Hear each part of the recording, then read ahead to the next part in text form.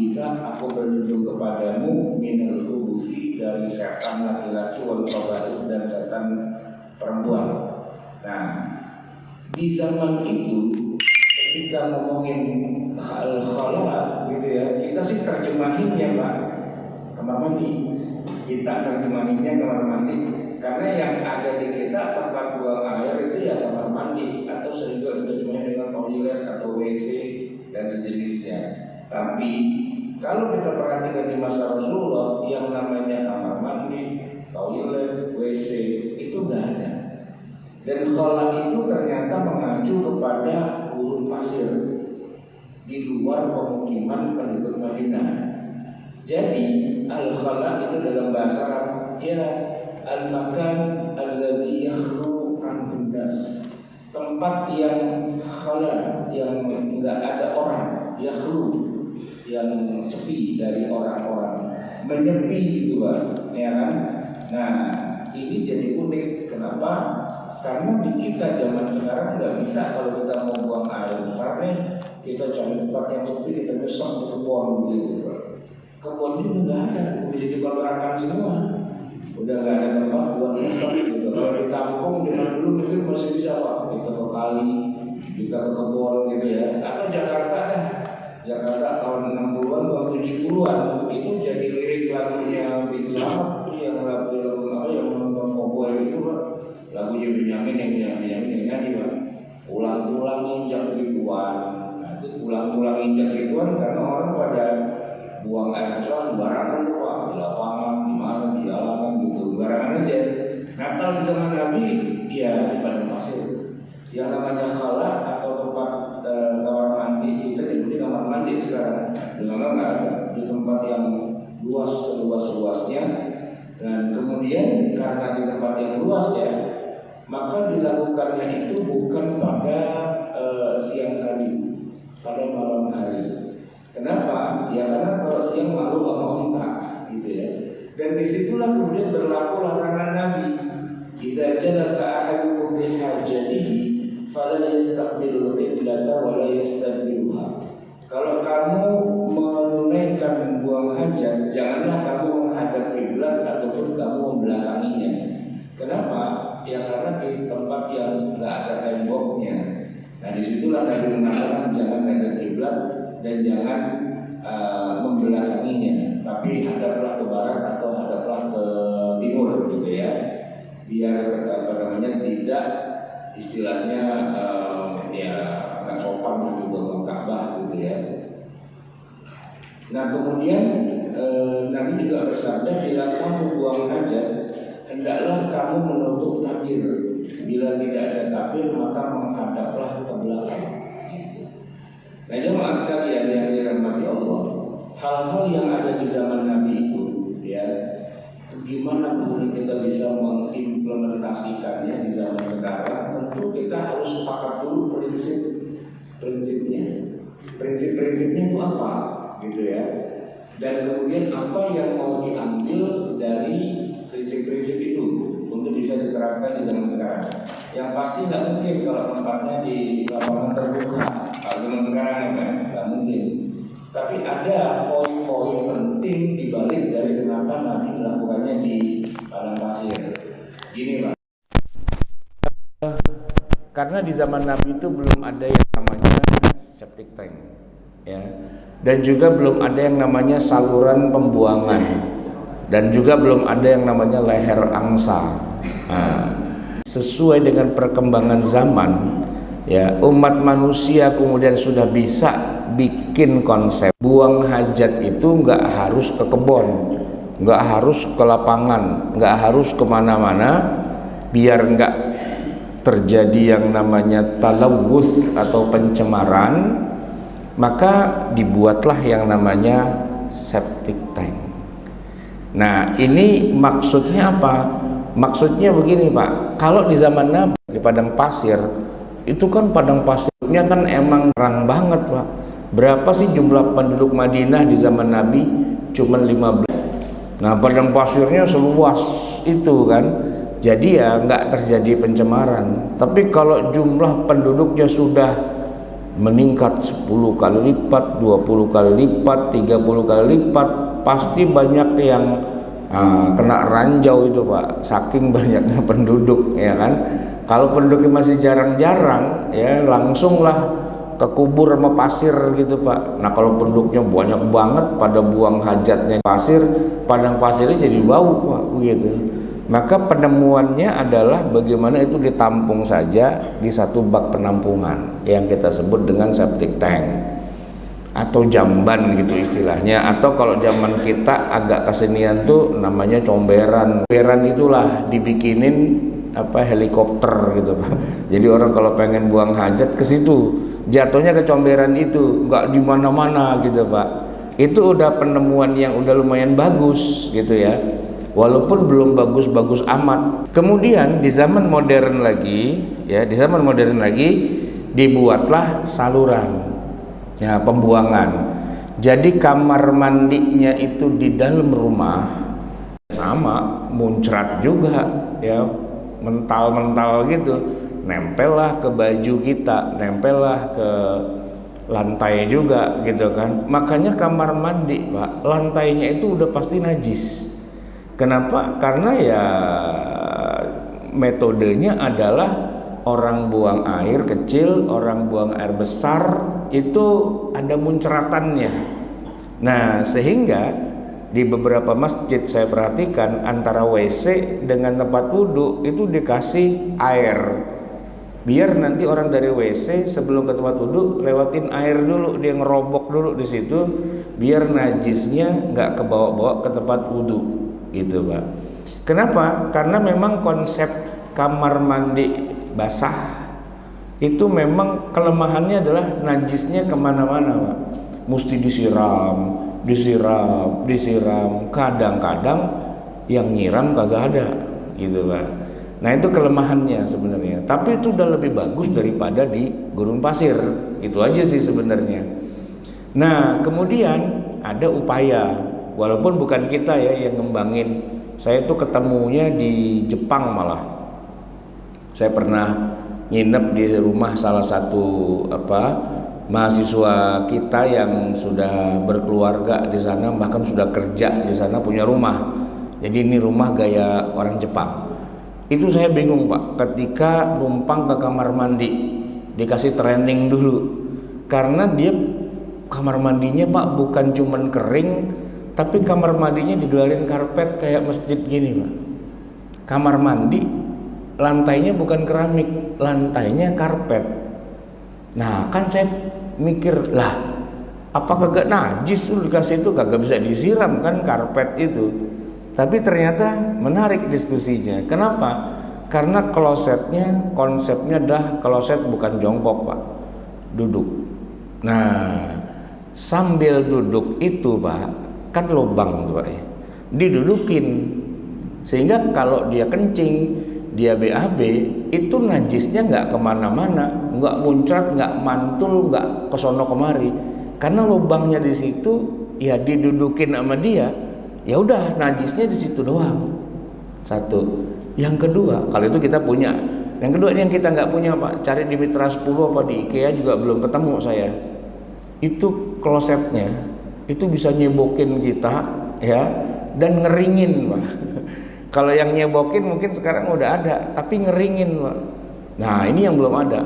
Jadi model airnya itu bisa dipencet-pencet, tapi hurufnya huruf kanji sih Pak ya.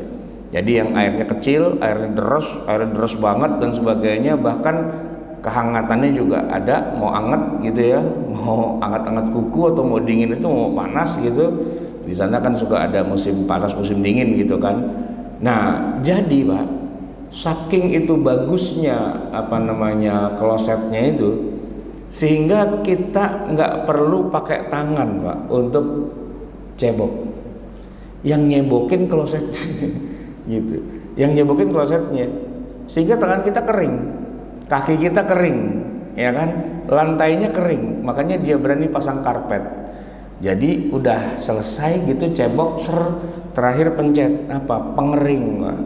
Dikeringin juga itu Pak, habis dicebokin kayak dilapin gitu Pak. Udah begitu selesai gitu kan, keluar kamar mandi, nggak ada yang bau, nggak ada yang najis, nggak ada yang bekas apa segala macam. Kenapa? Ya karena memang klosetnya ini yang punya orang kafir nih Pak. Tapi kalau dipikir-pikir, justru ini yang tidak ada kena najisnya. Beda sama kamar mandi kita Pak. Kita kencing di kamar mandi, muncrat kemana-mana ke lantai. Masuk kita ke WC, nginjek lantai, najis, ya kan? Artinya kita mesti siram, mesti gerujuk tuh kamar mandi basah setiap kali kita masuk WC. Kalau konsepnya konsep WC yang jongkok dan basah gitu. Mau nggak mau tuh Pak, kenapa? Karena muncrat itu kelemahannya di situ. Sementara kalau di padang pasir, karena pasir nggak terlalu, ya bisa muncrat juga sih di pasir, tapi nggak terlalu. Beda sama kalau di WC yang jongkok nih Pak, kan di air, begitu jatuh itu kotoran blung gitu Pak, muntratannya kemana-mana itu, ya kan? Atau kencing gitu kan, muncrat juga. Lantai kamar mandinya najis sebenarnya, maka harus ekstra ya. Udah bagus di dalam kamar mandi dikunci, nggak bau, nggak talawuth, nggak kelihatan orang, tapi urusan najisnya ini harus ekstra, harus disiram dan harus dikosrek Pak, karena dia basah. Dan kamar mandi kalau konsepnya basah, jamurnya banyak, lumutnya banyak. Makanya banyak kasus orang tua nih Pak ya, masuk rumah sakit ya gara-gara jatuh kepleset di kamar mandi. Kenapa? Karena konsep kamar mandinya kamar mandi basah. Sehingga ya namanya kamar mandi jarang dibersihin, jarang dikosrek, lumutan. Masuk kamar mandi licin, geledak. Itu banyak Pak kejadian kayak gitu. Saya aja waktu masih kecil sering banget tuh jatuh di kamar mandi, geledak. Kenapa? Orang kamar mandinya konsepnya kamar mandi basah, banyak lumutnya, jatuh mulu begitu, ya kan? Nah itu harusnya ke depan harus kita pikirkan, biar bagaimana lebih disempurnakan lagi, karena Islam itu kalau dalam bab beginian harus selalu mengalami penyempurnaan. Konsepnya harus kamar mandi kering Pak. Konsepnya biar nggak ada najis kemana-mana juga, dan biar sehat, dan biar tidak lumutan, serta najis nggak kemana-mana. Cuman tinggal masalahnya begini Pak, kita harus berdiskusi panjang lebar antara yang ngotot buang hajat harus jongkok dengan boleh sambil duduk.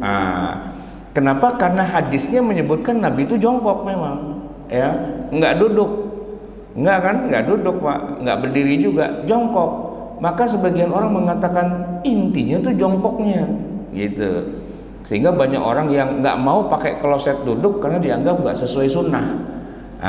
Yang sunnah tuh yang jongkok gitu. Bahkan ada juga yang parah tuh Pak, kamar mandinya klosetnya duduk, tetap dia jongkok Pak, dia nangkring di atas, dia jongkok begitu, bukan duduk gitu kan. Nah masalah kebiasaan sih sebenarnya Pak, udah biasa jongkok, begitu yang pakai duduk nggak keluar Pak, udah setengah jam kagak keluar juga. Kenapa lu dari tadi di kamar mandi lama? Aku nih nggak keluar. Emang kenapa? Saya biasanya pakai yang jongkok Pak, di ini kamar mandi duduk semua, kagak keluar gitu Pak, karena masalah kebiasaan gitu ya. Nah itu kan yang agak susah Pak. Jadi berhadapan dengan dua nih, yang ngotot jongkok itu sunnah, dengan yang udah kebiasaan dari dulu jongkok, begitu duduk itu nggak bisa gitu ya. Padahal kalau dipikir-pikir yang tadi saya bilang, klosetnya duduk Pak, itu lubang didudukin, ya kan? Kalau kencing buang air besar nggak akan kemana-mana di situ juga. Cuman kalau kita ceboknya masih pakai sprayer, gitu ya. Nah itu kan masih apa istilahnya? Ya masih ada faktor muncrat kemana-mana juga sih, walaupun lebih aman gitu ya. Nah kalau yang paling aman adalah sambil duduk nggak geser, tinggal pencet net dicebokin Pak, gitu kan, makin deras, kencengin lagi, makin keras, gitu kan, dan dia bisa goyang gitu istilahnya. Itu bisa lebih bersih daripada pakai tangan. Oh iya satu lagi saya lupa, ada sabunnya juga Pak. Jadi begitu dicer gitu tuh, sama dia disabunin sekalian. Jadi bukan cuma cebok doang, ada sabunnya dan ada pengeringnya. Itu saya cari kloset kayak gitu di Mitra 10 belum ketemu. Nggak tahu Pak Narmodo nyari di mana ketemu nggak tuh Pak? Kloset yang model kayak di Jepang gitu. Saya bilang boleh juga nih kita beli kayak gini nih. Jadi kalau kita masuk gitu ya kamar mandi, kita nggak kena megang apa-apa, lantainya aja bisa dikasih karpet ya kan. Dan begitu udah selesai itu dikeringin Pak. Jadi fungsinya cakep itu Pak. Kan kalau enggak gini, kalau yang biasa sekarang nih Pak, kita duduk nih atau jongkok lah, cebok kan pakai air, airnya muncrat-muncrat kemana-mana. Terus bekas kita cebok nih, kita mesti ke wastafel kan, kita cuci tangan kan. Udah gitu kita pakai pengering, gitu kan. Jadi banyak alatnya gitu Pak. Kalau itu bisa didesain satu aja, klosetnya udah sekaligus juga menyebokin, menyabunin, mengeringin gitu Pak. Nah, udah selesai itu sebenarnya Pak. Tapi karena ini belum menjadi kebiasaan, satu. Yang kedua, memang barangnya nggak dijual di negeri kita, belum, gitu, belum ada. Paling kalau kita ke Jepang aja kita yang jadi norak Pak, jadi kampungan. Wah asik banget nih kayak gini nih gitu. Saya bilang ini harusnya yang kayak ginilah yang harus kita budayakan gitu ke depannya. Ya tujuannya cuma satu, biar najisnya tidak kemana-mana. Poinnya sih itu. Problematikanya adalah kalau kamar yang kita punya dibandingin sama Nabi ya udah jauh lebih mending, aman lah, nggak harus ketemu kalajengking, ular dan sebagainya, aman. Nggak harus grepek-grepek cari batu, aman gitu kan. Nggak harus apa istilahnya nunggu waktu malam gitu, bisa kapan aja 24 jam, aman. Itu udah ada kelebihannya memang. Tapi masih juga ada bagian yang belum disempurnakan. Gimana cara mengantisipasi najisnya? Itu Pak. Nah itu yang kedepannya perlu kajian-kajian yang lebih mendalam dan tentu perlu ada istilahnya kepeloporan juga ya. Termasuk ini Pak yang banyak di masjid-masjid tapi dikritik, yaitu urinoir. Banyak yang bilang wah itu tidak sesuai sunnah karena kalau Nabi kencing itu jongkok. Lah ini kenapa berdiri gitu Pak ya. Sekarang gini Pak, urinoir kalau dia berdiri kelemahannya apa? Pertama bisa ngobrol karena kan dia nggak ada sekatnya gitu kan kadang-kadang. Nah harusnya kalaupun dia mau pakai urinoir gitu Pak, minimal ada sekatnya biar dia nggak bisa ngelihat, gede banget loh, hitam banget loh, nggak kayak gitu kan, biar nggak bisa ngelirik satu. Jadi harus ada sekat. Nah yang kedua Pak, lubang buat kencing urinoir itu Pak, kalau dia kencing, anaknya pasti kena itu Pak, pasti kena. Makanya ada yang mengantisipasi dengan nambahin akrilik, ya kan? Akrilik gitu yang ditambahin biar apa? Kalaupun muncrat nggak kemana-mana, segitu-segitu juga gitu. Cuman yang jadi masalah masih satu itu Pak, apa? Berarti kan lu kagak jongkok, padahal sunnahnya jongkok, gitu.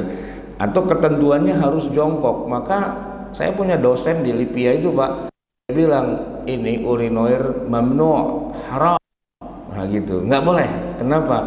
Karena tidak sesuai dari Nabi bahwa Nabi kalau kencing itu jongkok, dia bilang. Dan nggak pernah Nabi itu kencing berdiri. Ya saya bilang lah iyalah, kalau Nabi kencing berdiri kan bukan di urinoir Pak, ya kan, itu kemana-mana pastinya lah. Ini kan berdirinya di urinoir, ya kan, yang mana air kencingnya itu nggak akan kemana-mana.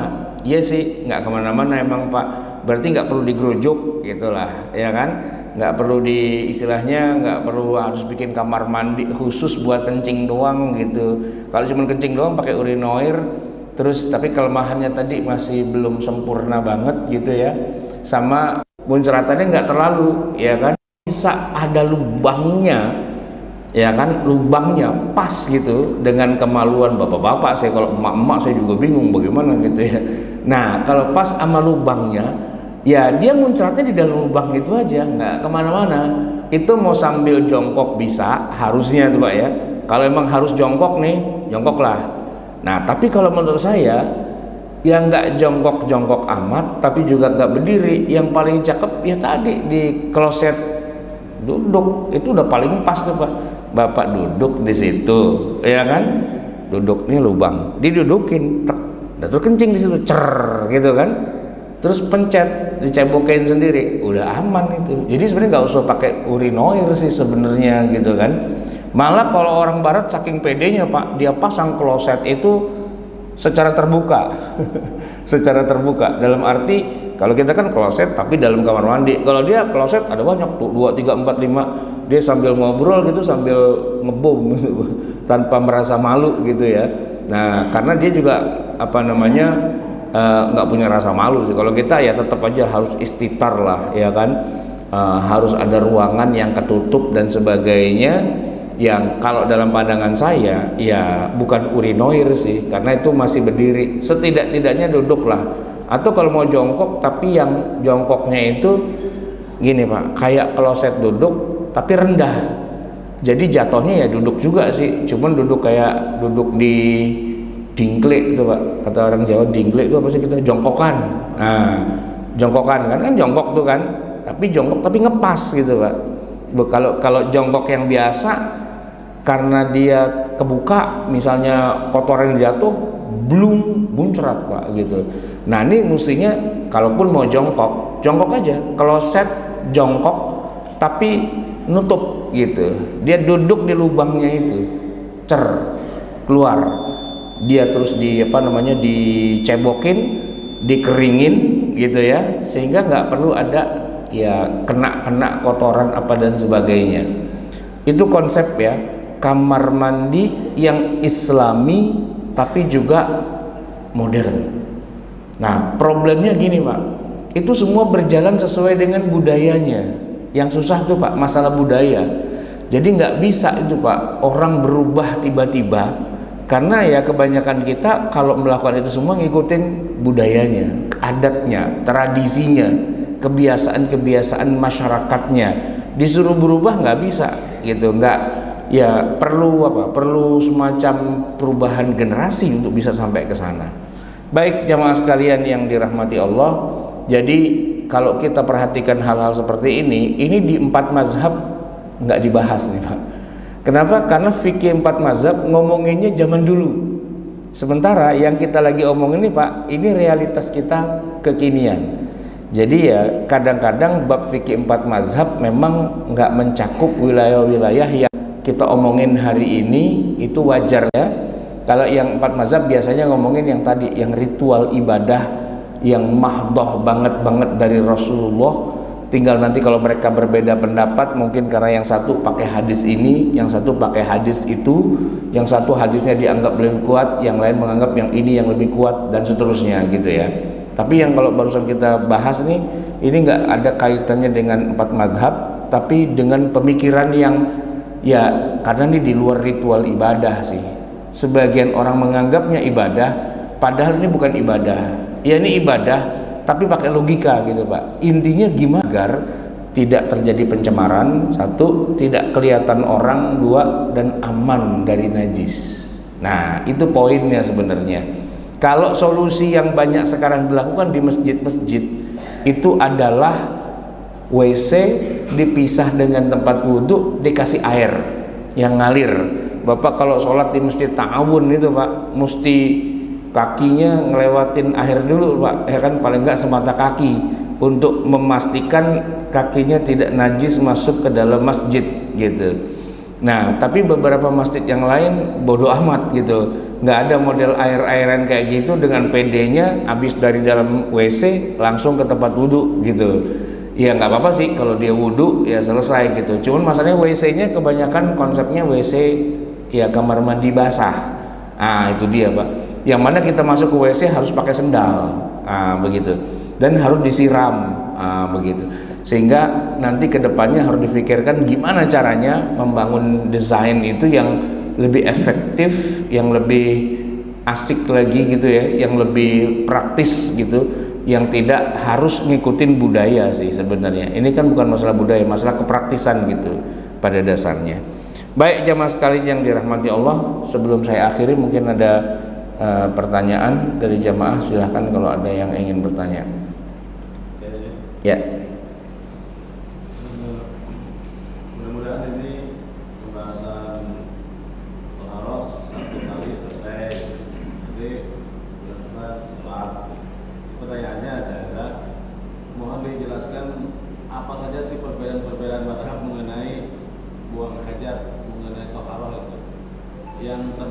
najis mughalladhah itu akan disepakati oleh 4 imam ini kami ingin dapat informasi itu. Kemudian yang disebut dengan najis itu kalau nggak kelihatan, nggak ragu-ragu atau kita yakini najis itu. Jadi minta penjelasan atau apa sih sekitar 4 mazhab itu mengenai apa yang bedanya menurut ini betul ini gitu aja.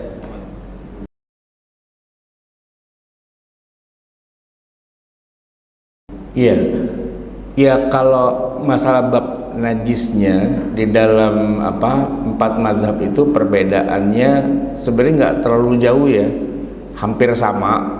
Tapi kalau kita mau fokus pada yang sifatnya berbeda gitu ya, dalam hal ini kalau secara umum dulu nih, di antara 4 mazhab tuh yang paling strict dengan masalah najis pastinya adalah mazhab Syafi'i. Itu yang paling strict banget gitu ya, dan semua hal itu dikaitkan dengan masalah najis. Contohnya gini Pak, apa hukumnya khitan buat anak kecil ya? Khitan itu buat anak kecil laki gitu ya, itu gara-garanya ya dianggap masih ada najisnya di situ, maka dia harus disunat dulu, baru dia kalau sholat jadi sah. Kalau belum disunat maka sholatnya nggak sah lantaran dianggap masih ada najisnya. Syafi'i itu begitu, sehingga khitan itu hukumnya dalam mazhab Syafi'i wajib ya, agar anak itu sah kalau dia sholat. Di mazhab yang lain itu nggak wajib ya, nggak wajib. Jadi ya karena kaitannya itu najis yang dimaafkan, begitu. Kalau dalam mazhab Syafi'i enggak, najis itu mau nggak mau walaupun setitik itu jadi urusan. Oleh karena itu pembahasan kita tadi itu berangkatnya dari mazhab Syafi'i banget gitu Pak. Kalau mazhab yang lain santai aja, kena cipretan setetes, 2 tetes, 3 tetes, ma'fu anhu gitu Pak. Nah yang paling parah justru mazhab Hanafi. Hanafi Pak, kalau najis belum selebar koin itu belum dianggap najis Pak. Makanya di sana tuh di negeri-negeri yang bermazhab Hanafi kayak di Pakistan, India ya, itu kan Hanafi semua. Orang kencing kagak cebok Pak, santai aja. Kencing kagak cebok, santai aja. Dan kencingnya juga tadi meper di tembok itu biasa aja. Kenapa? Karena muncrat itu dalam pandangan mereka tidak najis gitu. Najis tuh kalau basah selebar koin. Malah di beberapa ulama mereka kalau lebarnya selebar telapak tangan baru itu najis. Tapi kalau setetes, 2 tetes itu masuk kategori al-ma'fu anhu, dimaafkan itu. Kalau di kita di mazhab Syafi'i setetes mendingan kagak sholat Pak, akhirnya begitu. Orang kita tuh banyak kagak sholat gara-gara aduh saya ragu-ragu nih celana saya najis apa enggak, terus mendingan nggak sholat dah Pak Ustadz gitu. Gara-gara dia sangat strict dalam masalah najis, mendingan dia kagak sholat sekalian, karena kata Pak Ustadz kalau ada tetesan itu sholatnya nggak sah. Nah udah saya nggak sholat jadi sekalian gitu. Nah kalau dalam mazhab Hanafi enggak, itu setetes, 2 tetes, 3 tetes, muncratan itu nggak jadi urusan, kecuali memang air najisnya banyak ya, selebar telapak tangan atau ada juga yang bilang selebar koin, barulah itu najis. Kalau kita langsung kita jawab, lah kan ada hadis Nabi tuh orang yang diseksa di kuburan gara-gara kencingnya kagak beres kan gitu kan. Nah itu senjatanya mazhab Syafi'i itu Pak. Syafi'i memang begitu ya kan, pokoknya najis setetes jadi urusan. Nah begitu, karena memang strict banget dalam masalah kenajisan. Satu. Yang kedua, najis itu tidak bisa diangkat atau tidak bisa diizalah kecuali hanya dengan air dalam mazhab Syafi'i. Nah sementara dalam mazhab Hanafi, ini memang selalu lawannya Hanafi sih ya. Dalam Hanafi enggak, pokoknya asal udah hilang, mau dengan cara apa aja bebas gitu. Mau dengan cara apa aja bebas, maksudnya mau pakai tisu bisa, mau pakai alkohol bisa, mau pakai apapun lah, dilap apa segala macam bisa. Dengan dasar orang Nabi cebok aja pakai batu gitu kan. Nah enggak harus pakai air. Lah gimana mazhab Syafi'i menghadapi itu? Boleh nggak cebok pakai batu? Boleh, tapi kurang sempurna. Habis pakai batu tuh pakai air, jadi unik nih. Karena Nabi habis pakai batu nggak pakai air gitu kan. Nah ditanya kan kepada mazhab Syafi'i, Anda bagaimana menjawab itu? Apa? Nabi itu cebok pakai batu dan nggak pakai air gitu. Kalau Anda bilang sedikit aja najis, itu berarti nggak sah itu Nabi kalau sholat gitu. Tapi kan Nabi sholatnya nggak pakai cebok pakai air, cuma pakai batu doang, dan pasti ada bekas sisanya. Dan juga begitu juga para sahabat gitu. Nah, kata mazhab Syafi'i, kecuali bagian itu emang itu dikasih keringanan, dimaafkan. Tapi di luar itu tetap nggak boleh gitu. Ngelesnya begitu mazhab Syafi'i. Kalau mazhab Hanafi kan bilang, kenapa kita bilang setetes dua tetes dimaafkan? Karena Nabi ceboknya aja pakai batu, udah pasti itu kalau pakai batu kagak bersih Pak. Kita aja kalau pakai air cuman 3 kali ciduk Pak, biur masih belum yakin Pak, gitu kan? Masih belum bersih gitu perasaan kita. Maka juga dipakai sprayer disemprot, gitu kan? Sampai rasanya udah hilang. Mana masih pakai sabun juga lagi gitu kan. Nah, karena kita tuh berlatar belakang mazhab Syafi'i. Orang Indonesia ngakunya bukan Syafi'i, tapi kalau dia di kamar mandi lama, nah dia kebawa gen Syafi'i itu Pak tuh sebenarnya, yang sangat strict dalam masalah urusan najis gitu. Kalau dia bukan Syafi'i Pak, udah pakai batu aja selesai, pakai tisu aja selesai Pak. Kita nih Pak, orang Indonesia, mana ada yang apa namanya itu cebok pakai tisu, nggak ada gitu. Saya perhatiin kamar mandi kita tuh Pak, nggak ada tisu gitu. Orang bule tuh ya dia cuma pakai tisu doang Pak, nggak pakai itu, nggak pakai air, ya kan. Nah, coba Bapak naik pesawat lah, pernah nggak Pak di pesawat Bapak ngebum gitu Pak?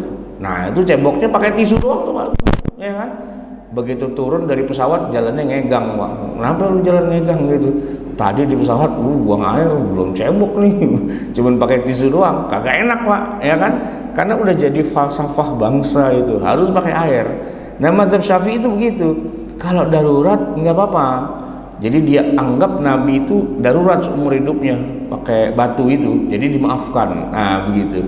Sementara kalau kata Syafi'i, habis pakai batu harus diterusin pakai air. Kenapa? Karena yang bisa mengizalatun najasah, menghilangkan najis itu hanya air. Nah sementara batu bisa tapi nggak sempurna. Kalau darurat oke lah, kalau enggak harus pakai air. Nah mazhab-mazhab yang lain dia antang aja, Nabi aja seumur-umur pakai batu, masa Nabi seumur-umur darurat? Ya enggak lah gitu kan. Berarti ya namanya orang cebok Pak cuman pakai batu, pasti masih ada sisanya lah, nggak mungkin enggak, ya kan, batu gitu loh Pak.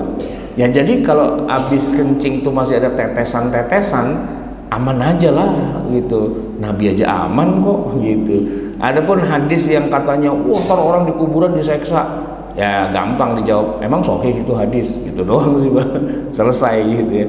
Nah tapi biar bagaimanapun saya katakan tadi Pak, orang Indonesia basic agamanya tuh Syafi'i.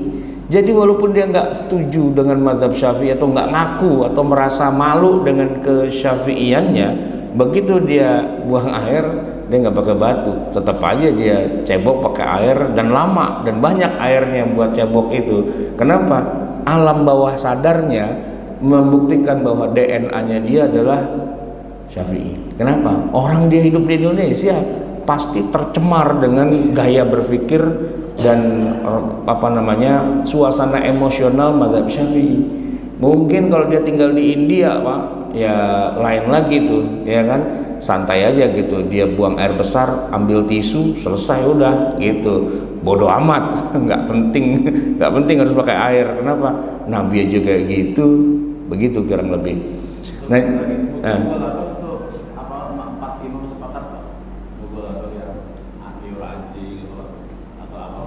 ya, istilah mughalladhah itu di dalam mazhab Syafi'i ada, di dalam mazhab Hanafi juga ada, tapi pengertiannya beda. Kalau di dalam mazhab Syafi'i dikatakan mughalladhah, najis yang berat ya, ghalidh gitu ya, itu dikaitkan dengan masalah tingkat kesulitan dalam membersihkannya, yang harus pakai pencucian 7 kali. Dan salah satunya nyucinya pakai tanah. Itu dasarnya dari hadis yang Nabi bersabda, idza walagal kalbu fi ina'i ahadikum falyaghsilhu sab'an ulahunna biturab. Kalau ada anjing masukin moncongnya ke dalam wadah air kalian, cucilah wadah itu 7 kali kata Nabi. Salah satunya dengan tanah. Nah, disebutlah mencuci wadah 7 kali itu susah Pak, ya kan? Susah banget. Orang kan harusnya cuci aja asal udah nggak ada warnanya, rasanya, aromanya, selesai dong. Tapi karena Nabi bilang cuci 7 kali seharusnya pakai tanah, berarti itu namanya najis yang berat, najis mughalladhah, ya kan? Apa yang termasuk najis mughalladhah? Kalau sesuai hadisnya berarti anjing gitu kan. Tapi dalam mazhab Syafi'i ditambahin satu lagi, yaitu hewan yang lebih buruk dari anjing, babi. Tapi itu qiyas. Jadi babi itu najis mughalladhah, itu hasil kiasnya mazhab Syafi'i terhadap anjing gitu. Nah, di luar mazhab Syafi'i yaitu mazhab Hanafi punya istilah mughalladhah, tapi pengertiannya 180 derajat berbeda. Mughalladhahnya mereka itu istilah doang Pak, untuk najis yang tidak ada khilafiyah di antara hadis bahwa itu najis. Sedangkan kalau ada hadis yang di satu hadis disebut najis, disebut yang lain enggak. Jadi masih ada perbedaan di dalam hadis Nabi antara itu najis dan enggak. Nah, maka kalau yang di semua hadis najis, ya itu mughalladh.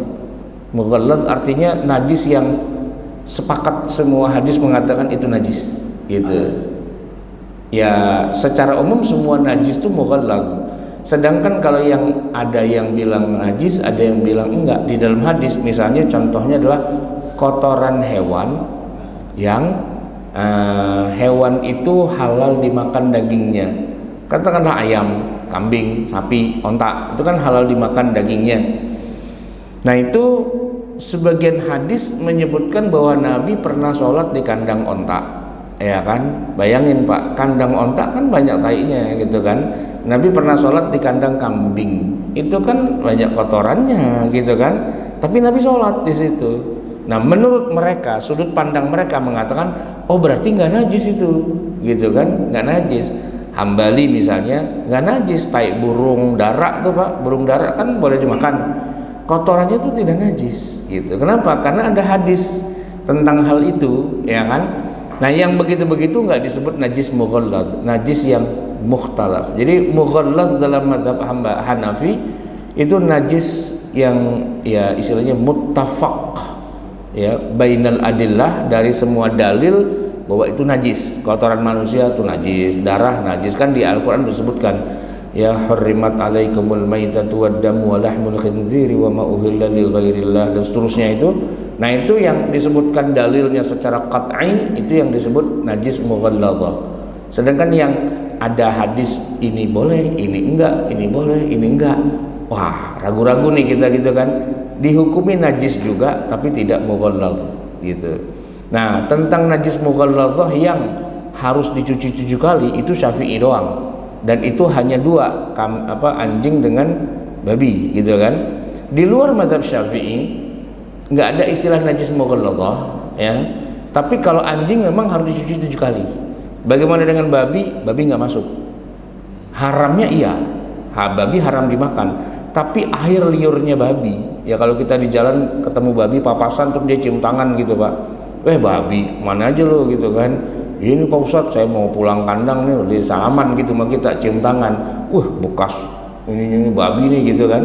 Cuci aja Pak, udah nggak ada baunya, nggak ada rasanya, selesai, sholat aja.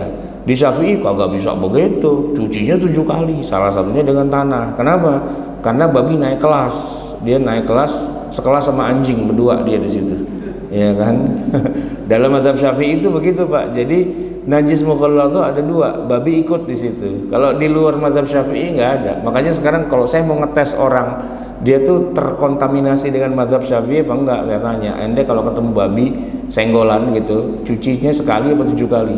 7 kali Pak Ustadz, babi sih gitu. Ente mazhab Syafi'i? Enggak, saya enggak pakai mazhab, tapi harus 7 kali gitu. Nah, itu dia terkontaminasi itu sebenarnya. Ente hidup di lingkungan mazhab Syafi'i, kebawa tuh pikiran mazhab Syafi'inya. Yang saya bilang DNA-nya tetap Syafi'i itu pada dasarnya begitu kan. Karena logikanya itu. Karena kalau enggak Harusnya di luar mazhab Syafi'i itu nggak ada yang namanya babi itu najis mughalladhah. Babi itu najis biasa aja, seperti darah, seperti nanah gitu ya, seperti ya kita nyentuh benda najis lah, kotoran manusia, air kencing ya kan. Kita tuh Pak kalau kena cipratan air kencing nih, kita kencing nih cer gitu kan, wah muncrat kena kaki gitu kan, itu kita cucinya 7 kali apa sekali doang Pak? Sekali aja udah kan selesai, nggak pakai 7 kali. Emang kita najis mughalladhah kan gitu ya. Nah babi gitu juga Pak, kita dikencingin sama babi nih, cer, babi kencing barangan nih, kena nih gitu kan, cucinya sekali doang apa 7 kali Pak? Tergantung. Kalau orang Indonesia pasti 7 kali. Kenapa?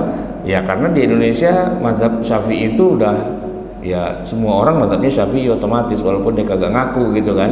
Tapi kalau kita di India dikencingin sama babi, cuci kaki sekali aja udah selesai karena babi nggak termasuk najis mughalladhah dalam pandangan mereka gitu. Baik, ada lagi Pak pertanyaan yang lain? Ada orang Indonesia, saya kan pernah ke Persis juga ini. Ini dialog aja ya. Jadi walago itu katanya menjilat yang bejana yang basah. Tapi kalau menjilat yang kering, misalkan anjing itu, terus ya ada ustaz gitu, punya anjing di rumahnya itu, saya kesel juga kalau itu. Nah dia bilang begitu, kalau yang namanya walago itu menjilat bejana ya yang harus dicuci 7 kali dengan setengah sekali itu memang bejana aja. Adapun kalau jilat celana kita dengan sarung kita nggak ada masalah karena jilatan untuk yang kering itu bukan walago kata dia, walasa. Jadi itu makanya itu kan punya anjing gitu ya, dia nganggap nggak najis itu. Apakah imam lain maksud saya itu depan masih bisa dimaafkan Pak, kalau ada orang itu kita nggak usah dicap gitu. Apakah yang menghalalkan liur anjing itu sapi aja atau semua madhab gitu maksudnya? Apakah ada madhab lain nggak yang membolehkan?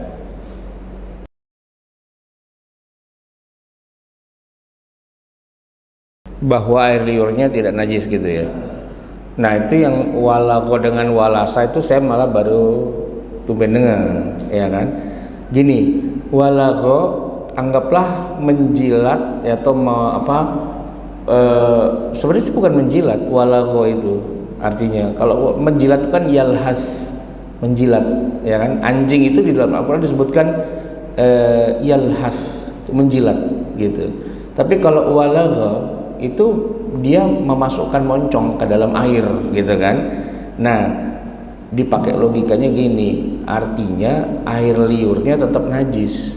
Tekniknya mau walago, mau walasa, mau yalhasu, mau apapun, intinya air liur itu najis gitu kan. Itu yang disepakati oleh 4 mazhab itu Pak. Yang disepakati oleh 4 mazhab itu. Nanti khilafiyahnya adalah begini, kalau air liurnya najis ya, terus bulunya najis, najis mughalladhah juga apa enggak? Bulunya, keringetnya, gitu. Di Syafi'i karena sumbernya yaitu air liur itu najis dan air liur itu diproduksi oleh pankreasnya dia, oleh lambungnya dia, maka seluruh tubuhnya otomatis ikut najis secara najis mughalladhah gitu kan. Nah di Maliki ya, mazhab Maliki tetap mengatakan air liurnya tetap najis. Cuman konsekuensinya adalah apakah keringetnya najis apa enggak? Nah gitu. Bulunya najis apa, kan bulunya rontok tuh Pak misalnya kan? Nah gitu. Kita megang kulitnya itu kita kena najis enggak? Khilafiyah 4 mazhabnya di situ. Bahwa air liurnya najis itu muttafaq, sepakat gitu. Nah kalau ada ustadz yang bilang enggak, kalau tekniknya ke air baru najis, kalau tekniknya ngejilat baju enggak najis, oh berarti kenajisannya gara-gara tekniknya, bukan karena air liurnya. Nah kira-kira gimana Pak? Ini yang najis air liurnya apa gara-gara kalau air liurnya ke air jadi najis, mulutnya masuk ke air kan? Anjing kan kalau minum kan dia jilat-jilat gitu kan, jilat-jilat air gitu kan, tetet gitu kan. Nah, tapi kalau ke baju istilahnya apa tadi? Walasa. Kalau tekniknya ngejilat bukan air tapi kain, airnya berubah jadi tidak najis, gitu kan? Nah, pertanyaannya gini, menurut beliau air liur yang ada di dalam mulut itu najis apa enggak? Pernah nanya gitu enggak? Soal jawab itu kalau masalah itu kan ya. Hah? Soal jawab. Jadi memang dohiri Pak, agak mirip daun dohiri. Iya. Jadi memang yang diwajib 7 kali itu memang ketika mencuci masuk bejana aja. Iya, kalau air. Selain itu enggak gitu. Karena kan hadis ceritanya itu kan enggak dohiri banget. Iya, iya. Ya, karena begini Pak, itu kan jadi agak sedikit masalah ketika ditafsirkan sesuai dengan, ya katakanlah intinya sih dia pengen bilang nggak apa-apa air liur anjing tuh kagak najis gitu. Najisnya kalau masuk ke air aja gitu kan. Kalau nggak masuk ke air nggak najis. Intinya dia pengen ngomong begitu gitu kan. Berarti kan kalau boleh kita simpulkan, berarti kira-kira nih dia mengatakan aslinya air liur anjing itu tidak najis. Dia berubah najis kalau ketemu air. Kalau ketemu bukan air nggak najis kan gitu kan? Ya nggak? Dia nggak ngomong najis pokoknya. Kalau masuk bejana dicuci itu aja sudah. Iya. Iya zahirnya. Iya kayak gitulah. Cuman maksudnya gini, kalau ya beliau ini ya, kalau ditanya ikut mazhab yang mana, kan dari awal memang tidak mau ikut mazhab kan. Jadi enggak. Empat mazhab itu sepakat air liur anjing najis. Udah pasti air liurnya najis. Mau gimana caranya, mau ke air, mau kemana, najis lah gitu, ya kan? Cuman kalau karena kita nih mazhab Syafi'i, kan jadi mughalladhahnya itu kan jadi berat gitu kan. Nah kalau mereka mungkin cipretan-cipretan itu setitik 2 titik tuh aman lah gitu. Kemarin tuh baru kejadian Pak. Untung aja saya naik mobil Pak. Naik mobil nih, di depan saya ada orang naik motor berdua suami istri, di tengah biasanya anak Pak, ini di tengahnya anjing Pak. Anjing taruh di tengah, mungkin dia, iya, udah gitu anjingnya itu lidahnya kemana-mana gitu Pak. Saya perhatiin apakah kagak muncrat tuh gitu kan. Untung saya naik mobil Pak, tetap aja pulang mobil saya cuci Pak, gitu. Walaupun cucinya cuma sekali doang, nggak pakai 7 kali gitu. Cuman dalam hati saya, ini naik motor, boncengin anjing, anjingnya lidahnya terjulur gitu kan, kemana-mana gitu kan sebenarnya. Karena saya orang Indonesia, karena kita mazhabnya Syafi'i, kalau udah lihat anjing bawaannya udah nggak demen aja. Malah kalau saya masih kecil Pak, Kampung Pedurenan Setiabudi rumah saya tuh Pak, pemukiman Islam semua tuh Pak. Belok musuhan dikit, daerah Karet Pedurenan itu Cina semua Pak. Itu kalau anjingnya orang Cina lepas ke kampung kita, udah nggak pulang itu Pak. Sambitin Pak. Kalau anjing masuk sini sambitin Pak. Kayak harus dibunuh gitu anjing mereka itu, gitu. Makanya orang Cina punya anjing di ini Pak, di rantai gitu sama dia di dalam rumah. Kalau sampai lolos tuh anjing keluar kampung ke kita, udah mati itu Pak urusannya gitu. Udah mati aja gitu pokoknya tuh anjing Pak. Kenapa? Ini ada benda najis masuk kampung kita gitu kan. Sementara di Mesir Pak, ya Allah, di Darosah tuh di sekeliling Masjid Al-Azhar bukan kucing Pak yang banyak, anjing di mana-mana tuh. Anjing itu banyak, nggak ada kucing, anjing semua gitu kan. Nah kita mikir orang Indonesia nih, kan mahasiswa kita di Indonesia, di Mesir tuh banyak, ada 12.000 Pak. Itu Masjid Al-Azhar tuh dikepung sama orang Indonesia Pak. Perkampungan Darosah itu perkampungan Indonesia. Orang Mesir di situ Pak rata-rata bisa bahasa Indonesia. Ya, dan tukang nasi uduk ada 30 Pak. 30 titik tukang nasi uduk, warung Padang ada 40, warteg ada lebih banyak lagi, warteg orang Jawa kan. Gitu. Jadi makanan Arab kalah Pak dengan makanan Indonesia. Warteg nasi uduk sama itu tuh sama warung Padang ya, karena orang Padang banyak banget di sana Pak gitu. Sehingga lama-lama Syekh Al-Azhar tuh berubah jadi orang Indonesia gitu. Cuman satu yang jadi masalah, anjingnya banyak banget gitu. Anjingnya banyak banget. Nah kalau kita di sana anjing lagi gitu Pak. Mungkin kedepannya anjing dibuang-buangin tuh Pak, gara-gara banyak orang Indonesia yang lama-lama tuh diusir-usirin tuh anjing gitu. Ya karena mahasiswa kita ini Pak, saya besok mau ke Mesir, mau wisuda anak saya itu sekali wisuda tuh 2.000, 3.000 atau 4.000 ya, satu angkatan Pak. orang Indonesia semua. Banyak banget Pak di Mesir itu. Tapi uniknya begini, Kairo ya, Al-Azhar ya, Al-Azhar itu semua mazhab ada, karena Mesir kan 4 mazhab ada semua, eksis gitu maksudnya. Dan Al-Azhar tuh mengajarkan 4-4-nya Pak. Cuman ketika ada mahasiswa datang nih baru ya, dari mana? Indonesia. Oh, kamu kelasnya di sini. Itu kelas Syafi'i semua Pak. Yang dibaca kitabnya kitab mazhab Syafi'i. Kalau dia datang dari Maghrib atau dari ya Afrika Utara lah, dari Tunis, Aljazair gitu, kelasnya di sini. Ini semua Maliki semua. Gitu. Mana? India, Bangladesh, Pakistan. Oh, sini. Ini Hanafi semua. Yang ngajar mazhabnya Hanafi, kitabnya Hanafi disesuaikan. Jadi 4-4-nya diajarin secara runut gitu kan, nggak dicampur-campur mazhabnya. Maka kalau pulang dari Mesir, anak-anak kita Pak, tetap Syafi'i Pak dia, nggak berubah jadi Salafi, nggak berubah jadi apa, karena di sana belajarnya sesuai dengan basicnya. Di sini pakai mazhab Syafi'i, ya ke sana belajarnya tinggal nerusin Syafi'inya gitu. Pulang nggak neko-neko. Yang kacau tuh yang saya nih Pak, Saudi, berangkat ke sana belajarnya mazhabnya mazhab Hambali, pulang jadi Hambali. Jadi kacau itu kan, ini salah, itu salah, ini bid'ah, ini apa dan sebagainya. Saudi itu Pak yang kacau. Sebenarnya enggak, kalau masuk fakultasnya syariah Pak. Nah saya itu kan masuk fakultas syariah, karena secara resmi di syariah diajarin 4 mazhab ya, perbandingan mazhab itu. Makanya saya kemana-mana ngomong 4 mazhab, karena emang soal ujian saya ya sebutkan perbedaan ulama kayak tadi kan, masalah najis menurut 4 mazhab tuh gimana, nah, kan gitu ya. Ya sehingga ya itu sebagai pengetahuan kita punya. Tapi tetap saya orang Indonesia, saya lebih lebih expert dalam mazhab saya dong, mazhab Syafi'i gitu kan. Cuman tahu aja perbandingan yang lain biar kita nggak ribut sama orang lain. Jadi tahulah, oh masing-masing begitu ya, enak sih. Nah kelemahannya dengan yang cuman belajar Syafi'i doang Pak, yang ada kelemahannya. Ya teman saya nih Pak, dia dari kecil udah pesantren, baca kitabnya mazhab Syafi'i semua, ya kan? Itu Pak, nggak ada tolerannya dengan mazhab yang lain, ya kan? Salah semua itu menurut dia, karena kitabnya emang keras juga, kitabnya mazhab Syafi'inya kencang juga gitu. Saya bilang nggak gitu, saya bilang ini mazhab nggak cuma 1, ada 4, itu belajar 4-4-nya dong, paling enggak itu punya perbandingan.